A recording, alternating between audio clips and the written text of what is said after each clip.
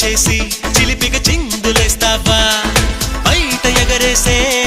పరుగా బాబా సీత కన్నేసి చెలియకి అందనంటావా చేత చేసి లాలించావా నడుగున ఊగే జడగంట తిప్పుకోక నీ వెనుక ఎగబడి రాగే చెలిమంట ఎంత చెప్పినా